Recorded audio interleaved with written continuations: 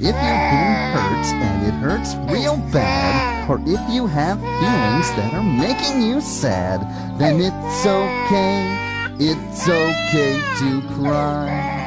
The 1980s was a fantastic decade to be a kid in America. You had everything offered to you, everything catered and marketed directly at you. You had toys, real toys you could go outside and play with. Toy guns that actually shot pellets and discs, put out each other's eyes. Nobody gave a shit. That's what part of being a kid was about, was getting injured and looking like an idiot because you let somebody shoot you in the eye with a BB. There were cartoons. You could sit down on a Saturday morning and watch 5 to 6 hours of cartoons straight. You could watch He-Man and G.I. Joe, the Transformers, and Ghostbusters, and a whole host of other shows. Video games were just starting to come up. You had Nintendo and Sega and TurboGrafx. There were all sorts of games that were coming out. It was a great time to be young. Now, during that time, there was a show that was marketed towards a specific demographic. Now, that demographic was your little sister. Maybe you were switching to go watch a new show on a Saturday morning, and you might stumble across it. It was My Little Pony. Now, My Little Pony, like Strawberry Shortcake and all those other kinds of shows, were the sorts of things that you might see on occasion, or you might skip over, or maybe, again, if your friend's little sister had control of the television, you'd watch a few minutes of. But it wasn't something you really focused on, at least not if you were a boy.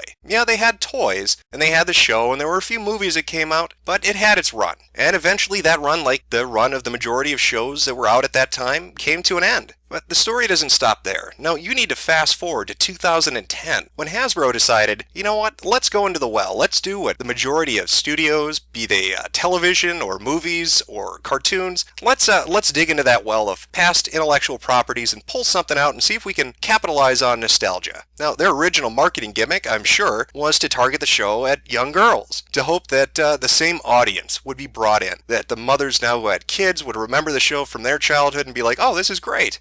I remember this, my kid's gonna like this. And so what could go wrong? I mean, this sounds like a brilliant idea. They'll take an old show, they'll retool it, they'll remarket it, they'll reach a new generation of girls aged 2 to 11 who will, most importantly, buy the merchandising. They'll buy the toys, they'll buy the posters and the books and the movies and the DVDs and everything that Hasbro could possibly sell to them. Hasbro is going to make a shitload of money. Only that's not what happened.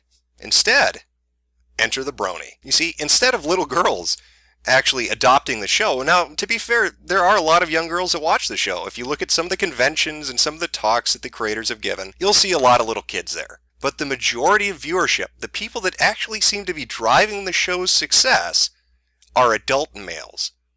How the fuck did that happen? Now, if this were He-Man or G.I. Joe or the Transformers, if this was something that had a nostalgic pull to it, it might be understandable. You might be able to say, well, they watched it when they were kids, and that's why they're kind of attracted to it. But how many of these bronies do you actually think were children and watched this show? Chances are they were watching something completely different. But let's not get too far ahead of ourselves. What is a brony? You could ask Google, and they'll give you their description of what a brony is. Well, if you've used the internet for the last 4 years, chances are you know what a brony is because you've encountered one, or the content they post, whether it's an image macro or anything else. It was fucking everywhere. If you were on 4chan, you specifically know exactly what I'm fucking talking about. You could not avoid it. It was on every board. It was everywhere in every thread. So much so that they actually ended up creating a board specifically for them. Moot made MLP in response to the amount of fucking traffic and the complaints of other users. And this wasn't just on 4chan. Other sites have encountered the same thing. So brony-dumb, if you want to call it that, is massive. Massive. It's fucking enormous. You have this huge demographic of adult males that are attracted to this show for whatever the reason is, and are fucking dedicated to it and want to talk about it and infuse it in everything. So what is a brony? I mean, when you think about it, after you've encountered it, what really comes to mind? I'm fairly certain most people, when they think brony, think something like this. So anyway, There we go. we know about everyone here and how great the show is, right? However, as most of us are aware, there's a darker side to the fandom which we know pretty well. To Mrs. Oliver and Miss Libman. Great. Alright, so I'm pretty sure you're aware of Princess Celestia being portrayed as a tyrant, an internet troll, God forbid, a molester.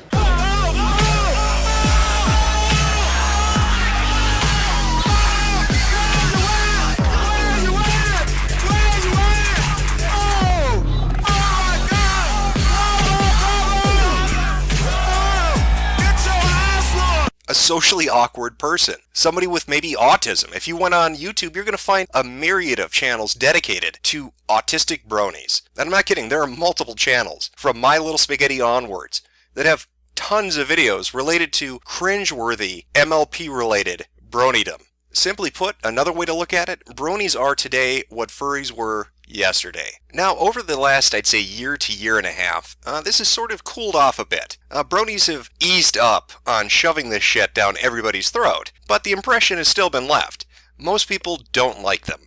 They're awkward, and let's be honest here, and I think most bronies are going to freely admit this, their fandom attracts autism like flies on shit. There's no way to ignore that or deny it. There are too many videos, too many encounters with bronies, to be able to just brush that off and say that's not true. But again, it has cooled off. It is declined. You can go onto other boards now and other websites, and you're not going to encounter it all the time. It seems like bronies are content hanging out and doing their own shit. Again, that's really what annoyed the most people, was they just didn't want to deal with it.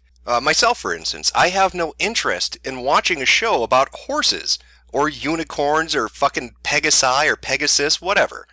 It holds no appeal to me. So I don't want to encounter it when I'm in a thread talking about Ben Garrison's latest racial riot, okay, or his newest murder spree. Right, I don't want it to be a part of that. It doesn't fit, it doesn't belong, and so it makes sense not to have it in there. So you have all these bronies, right? And they're starting to kind of congregate, and they're not shoving that shit down everybody's face. And for the majority, for the most of the internet, that's a good thing. Everybody seems happy. Great. They're not going to fuck with us.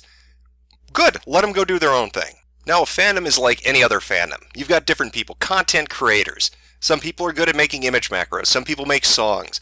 Some write fan fiction, which, yeah, that's a whole nother fucking world of crazy, really, let's be honest. I think my favorite fan fiction so far that I've encountered while making this video and looking into all this stupid shit would be the one where the pony gets fucked by a tree stump. That's Shakespearean. That was really well done, whoever wrote that. It's fucking A+ stuff. That's good. It's good shit. So you've got all these content creators. They're making all this sort of stuff. Well, one of them gets an idea. I'm going to create a blog. I'm going to make a Tumblr about a fictitious character in this universe. And there's going to be a gimmick. It's going to be a comedy. All right? It's going to be satire. It's going to be funny. People are going to enjoy it. I'm going to call it Princess Molestation. And this is a first page that greets you when you show up on this Tumblr. In fact, on the right-hand side, you'll see there's an introductory blurb to greet new users. So let's take a look at that. Let's see what the blog has to say. Some call me Molestation. Others call me Molly. I like to call myself Big Sexy. I shall allow some of my precious time to answer some peasant questions each week. Worship my ass or be sent to the moon. And if you're really bored, you can also ask my nerdy gaming sister Luna some questions. For mature audiences only. If you take this site seriously, you really do belong on the moon. Well, it seems pretty cut and dry to me. It seems like the blog is directly telling you this is meant for older people. This isn't meant for children, with the mature audiences only. And it's also telling you to back the fuck up and have a sense of humor. So what exactly is Molestation all about? How does it work? Well, it's a fictitious character in the MLP universe, a princess, and the gimmick, if you can't tell already, maybe you're brain dead, is Molestation likes to molest the other characters. So people will write in and ask a question. And you can take a look. Here's some of the posts going all the way back. I've taken a cross-section of a few of the different ones that appeared, so you can kind of get a feel for how this is run. So somebody will write in and they'll ask what they're doing, or ask them to answer a question or their input on something. And then usually they'll get a response in the form of a comic panel that will somehow relate to what they said or what they asked. And each of these responses has a sexual undertone. That's the joke. This character molests other ponies. I mean, this is, again, it's a show intended for kids. So there really isn't a lot of sexual content in it, obviously. So the gimmick, the joke is, we'll make a sexual character that constantly alludes to molesting the other ponies and is sex-rattled and always thinking about it and kind of always works it into their answers. So how did it do? What was the response to this blog? Well, this is what they thought. You can see in this comic panel, it's a thank you. 30,000 plus followers. And that was 3 months ago. And if you look at a lot of the different notes tagged onto these posts, you'll see that there are usually anywhere from 500 to 2,000. So it's getting a lot of traffic. People are liking it. It's adult humor. It's made to be a joke. I want you to think of other franchises that you saw when you were a kid. Think of Scooby-Doo. How many jokes and how many skits and videos and image macros and comics are out there about Scooby-Doo getting high, or Shaggy getting high, or Velma getting fucked in the Mystery Machine? You take a child's program, you take something that's intended to be cookie cutter and clean, and you take adult concepts and you put it in, and that's the humor, that's the appeal. It's funny because Scooby-Doo and Shaggy and the rest of the gang and the Mystery Machine weren't really getting high and fucking all the time, but their mannerisms and characteristics made us think they were, and so when we show it, we get a laugh out of it. I'm guessing the same thing is happening here. So you've got this cookie-cutter, clean show about ponies that sing and dance and friendship, and you have a sex offender in their midst who is trying to fuck every one of them and has nothing but sex on their mind. That's the joke. So the community writes in, hey, what did you do here? Or what did you do this? Or what do you think of this? And every response is about fucking another pony. And the same way that those jokes about Scooby-Doo or any other child's franchise you can think of was done. Think of He-Man. How many gay jokes have you heard about He-Man? How many image macros are out there of He-Man getting fisted by Man-at-Arms? My God, if you watch Adult Swim, just Robot Chicken alone has made enough He-Man gay jokes to last us for a fucking century. So it seems like this blog is popular. It seems like the community is liking it. It's funny. You know, they get it. They like it. They're responding and interacting with it. What could go wrong? What could possibly go wrong? Well, potentially. This is just a hypothetical situation. Maybe a voice actor or somebody associated with the show or the production of the show happens to stumble on an image from the blog and thinks it's funny but doesn't maybe necessarily get what it's about. And then they post it on their Twitter. And all the people responding go, holy shit, wait a second. And then suddenly executives at Hasbro are freaking out because, again, you have to remember, corporations are not moral or immoral, they're amoral. They don't give a shit about what's right and wrong. They care about profit. So anything that could potentially damage their brand is something they don't like. And you could have 1,000 executives in a boardroom who think something is the funniest thing on earth, but if it's going to hurt the bottom line, it's got to go. When you look at a lot of the work, especially in video games, of people who make their own fan adaptations of popular franchises. This happens a lot with Nintendo in particular. They put all this work into it, they put all this effort into it, and they make something that's really fucking amazing. And they say, hey, we love this series, we love this franchise, we're not going to make any money off of it, but because we love it so much, we've made it, we're going to put it out there. What's the response they generally get? Take it down. And it's not because necessarily those companies don't like it. Hell, they may even think it's the greatest thing on earth, but they're worried about the reaction and the impact upon the brand or the IP. That's how companies function. So in this hypothetical situation, Hasbro sees this image, and maybe they thought it was funny, maybe they didn't. But the bottom line is, this could fuck up our IP, this could impact our profits, this could lead to potentially negative press. So we've got to send a cease and desist letter, or we've got to contact the blog owner and either put legal pressure on them or ask them, maybe outright, take it down. We can't have this. You can't put this up. It's not permissible. And lo and behold, it's gone. It disappears. It gets pulled down because of legal pressure or something else. So what happened to our Molestation blog? Because if you were to go look for it right now, it's not there. In fact, every image I've shown you, and this would really help to explain why they're so blurry and kind of out of focus, aside from my shit technical skills, is because I've got them off the Wayback Machine. The blog isn't there anymore. The Tumblr is gone. It has been annihilated. So everything you're seeing is just a screen cap that they got, but not necessarily the individual images themselves. So que sera, you think, right? The shit happens. So you're a brony and you found this funny and you're a little upset it's gone, but what are you going to do? Maybe you could make another parody site, maybe you could try it on a different website altogether, but for the most part, this one's gone. Hasbro has dropped the axe on it. Should be the end of the story. But of course that's not where it stops. Why doesn't it stop there? Well, because of one particular individual. Because of April. Now if you remember, I said that was a hypothetical situation. So what's the reality? What really happened to the blog? Well, to understand what happened to it, you first have to understand who April is. Now she has a nickname online. I can't really remember. It's something like Pinky's Penis or Appendicitis Pony. It doesn't really matter. All that matters is that April was at the heart of this. So to know who she is, we got to take a look at her Tumblr, and believe me, of course, of fucking course, she has to have a Tumblr. A monument, an altar to her ego. It is the heart of Vapid when you go to this Tumblr. Now, if you have an aversion to pink and sparkly shit, I would recommend staying away from pinkypony.tumblr.com. Now, the first thing that greets you on the main page of her Tumblr, aside from an overwhelming sense of regret for having come here, is the horrible color scheme and the repeated pictures that she likes to post of herself posing with ponies. Now, if you scroll down a little bit, you'll see that her Tumblr is segmented, it's organized, with all the important things, like selfies, and fashion and beauty, and About Me. So let's go take a look at the About Me. Let's find out who April is. So let's read a little bit about her. Let's find out who she is. I'm Pinky. My favorite pony as a little girl was Pinkie Pie, and I wanted to be just like her. The nickname, Pinky, has stuck with me for a very long time. I love all things cute and pink, and girly, as well as alternative edgy and punk rock. I am 17 years old. I've been a My Little Pony collector and equestrian since I was 3 years old. I live on sweets, internet, and my itty-bitty horses. Jesus. I like to make people laugh and smile, and I always love meeting new people. I love G3 MLP, especially G3 Pinkie Pie. I game too. I love Elder Scrolls Oblivion, Sonic Adventure 2 Battle, Sims, Animal Crossing, and Pokemon. Okay, I think you get an idea of who this is. I really hope you do. It's pretty obvious. I think my favorite part of that whole introduction is the I love things that are cute and frilly, but I also like it edgy. I mean, she covers the whole spectrum of bullshit in that one sentence.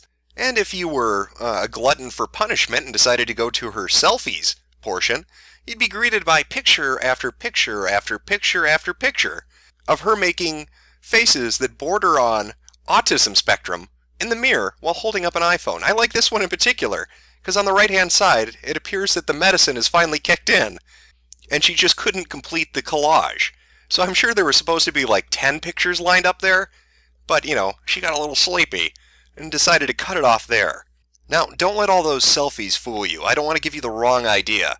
After all, April is a genius. As you can see here, she has an IQ of 142, despite the disability of being autistic. Bravo! I'm glad to see the autism hasn't slowed you down at all. In fact, it's helped contribute to some quality advice for all the young ladies out there. Like this one, for instance. Oh shit, I didn't take my birth control yesterday. I guess I'll have to double up and go super mega female power for today. That sounds like a genius idea. I'd expect somebody with an IQ of 142 to come up with that. I mean, it's just like using 2 condoms. It's double the protection. What could go wrong? Obviously, that's a smart idea. And she's very good with money as well, as you would expect of somebody with a genius IQ. She's going to eventually become a millionaire. I mean, look at her fiscal responsibility. My mother gave me $40 for food and was surprised I went and spent it on toys. I've been her daughter for 17 years. Well, I've never heard of a better investment than that. Bravo, April. Again, showing what an IQ that high can accomplish. It's very impressive. She's also very civic-minded, like this particular post. The link provides all the information. Long story short, they don't include trans women in their program, and gender identity isn't their anti-discrimination statement. They have denied services to trans women and their past. That's her dumping a charity because it doesn't appeal to trans women. That is what I call taking a firm stance on an issue. Fuck charity. If they don't appeal to every single person, they're obviously bad. That's why I stopped donating to prostate cancer. Apparently, they didn't include women in that charity. How fucking sexist can you get? Now, maybe you've noticed a few things. One of those things happens to be social justice. That's right. Appendicitis Pony here is a big advocate of social justice. In fact, that's why she got involved in the Molestation blog in the first place. She was part of a group called DWM. That's Down with Molestation. And as you probably can guess from the name, they didn't like that blog very much. This is the Tumblr that was the headquarters, downwithmolestation.tumblr.com, and in bright, really gaudy letters up there it says, Ponies Against Rape Culture. You know, I like to play a game when I see a phrase like that. The first thing I like to do is make it an acronym. So what do we have? We have PARC. Now, let's take that acronym and make it an anagram. How could we change this around to really help highlight what this group is? Let's see, PARC. Well, let's switch the C and the P. What does that give us? CARP. I don't think they're involved with fishing, so carp isn't really going to help us here. Maybe we could switch in another 2 letters to make it clearer. I don't know, let's see. How I know. How about the A and the R? What does that give us? C-R-A-P. I think that might be more on point. After all, they are full of shit. I think CRAP is a good anagrammed acronym for Ponies Against Rape Culture. So what was their stated mission goal? What was April doing with these people, and what was their general purpose? Well, it's right on the right-hand side there. This is the official blog for Down with Molestation. Ponies Against Rape Culture. Our goal is to create a safer, more enjoyable place for My Little Pony fans. Unfortunately, rape jokes can be found anywhere bronies tread. Join the movement and take a stand against it. So what exactly was the stand that April and CRAP took against rape culture? Well, that stand was against the Molestation blog. Again, if you remember previously when I talked about a cease and desist letter from Hasbro, what would motivate them to send that? It's no secret, if you do a Google search, if you look at Google image searches, if you just browse around, you're going to find a fucking ton of horse-related porn. MLP has a ton of that shit out there. Fan fiction that's made for adults, pornographic images and flash games and videos. It is everywhere on the internet. So what would clue Hasbro in, particularly to this specific Tumblr? Someone would have to guide them. Someone would have to point them at it and repeatedly kick up a fuss about it to make it an issue. And who is kicking up that fuss? Appendicitis Pony. Little Miss April decides to do it. Now people have asked, why would you do a video on the Molestation incident? Why would you care? You're not a brony. What does it matter? If you've watched the videos I've done, you should notice a theme throughout every single one of them. Whether it's the Hugbox videos or whether it's the Tumblrism videos.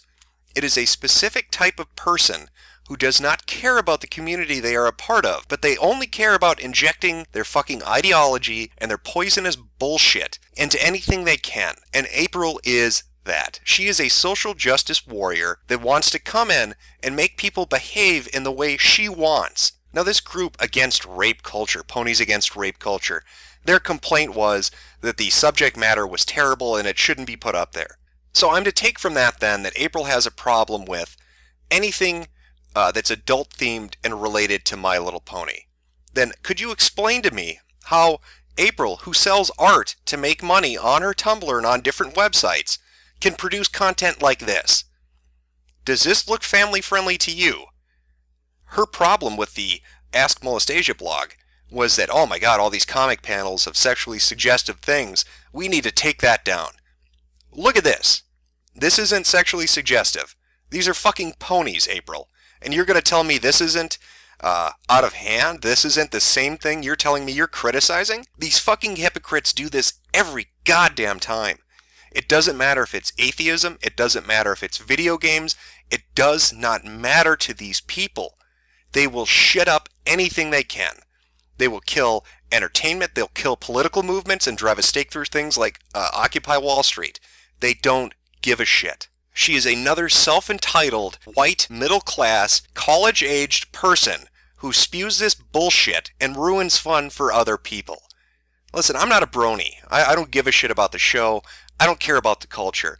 But what bothers me about this entire incident, what bothers me about people like her and what they accomplished, is the simple fact that they want to be gatekeepers of humor. Is that the world you want to live in? Do you think that you're going to ever come across another George Carlin or Mel Brooks or Richard Pryor if people like this are the ones who get to judge what's funny and acceptable and what isn't? That incident with people like Tosh.0 where he made a joke to an audience member that criticized him, talking about rape and making fun of her. You remember the shitstorm around that and how hard it was for him to pull back from that? Look at the old Patrice O'Neal interviews on Fox News where he went in to defend Opie and Anthony and Jimmy and other comedians against somebody who wanted to moderate their humor and their comedy. These people cannot be allowed to do this. It's bad enough when it's religion or atheism or politics or entertainment, but if you let them get a foothold in comedy, you are fucked. Comedy is the one thing that lets us touch on subjects that are uncomfortable and that are not socially acceptable and still make fun of them and light of them and be able to move and cope and get on with our fucking lives. If you take away that mechanism for average people to have a fucking laugh, if you let pricks like this, who are hypocrites and money hungry and don't give a shit about the community they're a part of dictate to you and to others what is acceptable and not acceptable, you might as well just put a bullet through your fucking head. People have gotten on my case about hyperbole. See, I said it right that time. Saying that, oh, you over-exaggerate. Of course I use rhetoric. But can you not see the problem that's springing up all around us?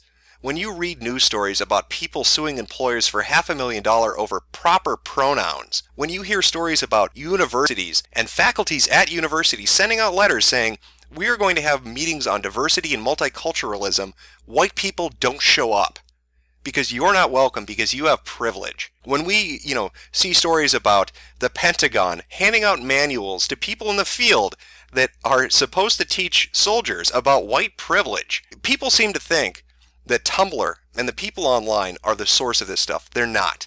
They are the end result. They are the end point of it. The source is something else entirely. What we're seeing now is it's springing up because it's propagated everywhere. And it's propagated and it spreads because people like this are indoctrinated into this bullshit. For me, this isn't an issue about bronies or stupid fucking rape jokes or a blog about a horse that molests other horses. For me, this is about a social justice warrior, the same type of person I cannot fucking stand, a special snowflake that thinks they have a right to take away somebody else's comedy or content or dictate what is acceptable speech or is not acceptable speech. It's the same thing every time. These people don't care about the groups they become a part of. They will infiltrate and become a member. It doesn't matter what it is, whether it's political or sexual or religious. It doesn't fucking matter to them. They become a part of the group and then they subtly suggest their poison until it propagates and destroys. Imagine a virus injecting itself into a healthy cell and then spreading through the mechanism of the cell itself. That is what these people are. Special snowflakes are a pox upon any nation which allows them in and upon any group which will host them. Now you could watch my videos and you could say, I don't like what he says. He's abrasive. He uses language I don't like. He appears to be conservative and I'm not. But at least we can have a conversation. These people will cut out any mechanism which allows us to communicate honestly and openly because they want to control the dialogue, control the words used, and control the ideas put forward until the only thing left is what they see as being alright and acceptable. Now, we're going to see this play out. You're going to be able to watch this happen in real time. Now, it happened to gaming, it happened to atheism, it happened in a few different places, but we've always seen the end result of it. Well, get ready because you can watch it grow in front of you. This shit with the bronies, the molestation blog, do you think that's the end of it? Do you think that's where they're going to stop? Case in point, this is a DeviantArt post. Somebody wrote a 27-page essay on sexism in the My Little Pony fandom. 27 fucking pages about a cartoon starring imaginary talking, singing, and dancing ponies. So in the end, I'm willing to set aside minor differences and my judgmental views on bronies. Because what I see happening to them is the same fucking thing that happened to me as a gamer, and it's the same thing that's happened to a lot of other people. This poisonous shit ruins everything it fucking touches. Look at how much of a hypocrite this person is. You can't make jokes about rape. You can't talk about sexualized content relating to this intellectual property, this cartoon I like. But I can. You can't make money. You can't sell products. But I can. You can't say something because I find it offensive. But I can. This is who you want to dictate your morality and your sense of right and wrong? Is this obnoxious 17-year-old with a shitty tie-dye in her hair who doesn't have a fucking idea of what the real world is like? You know, one of the men I idolize is Franklin. You know why I like him so much? He came out with a list of virtues that he wanted to live by. But the key point, the thing that was most impressive, was that he didn't come out with a set of virtues for other people to live by. He came up with it for himself. He never thought to make other people abide by it. He thought it would make him a better person. These people could use a fucking dose of that instead of trying to constantly push their shit onto everybody else. Let them do a little introspection and see how rotten to the fucking core they are. Now, I know the video dragged on for a bit. I know it touched on a lot of subjects, but I wanted you to get an idea of what happened. We've got a group of goofy fuckers that like a stupid cartoon show. And these goofy fuckers that like their dumb little cartoon show made a fucking blog making some stupid fucking jokes. Does that really sound that horrible to you? You don't have some dumb fucking thing you like that you make jokes about? About games, about toys, about fucking television shows or movies? But the difference here is, these other assholes walk in and say, no, that's not acceptable. We're not going to let you do that. That crosses a line. That offends us. And your rights end where my feelings begin. Well, fuck her, and fuck crap, and fuck these people that think they can dictate to everybody else what is acceptable and not acceptable.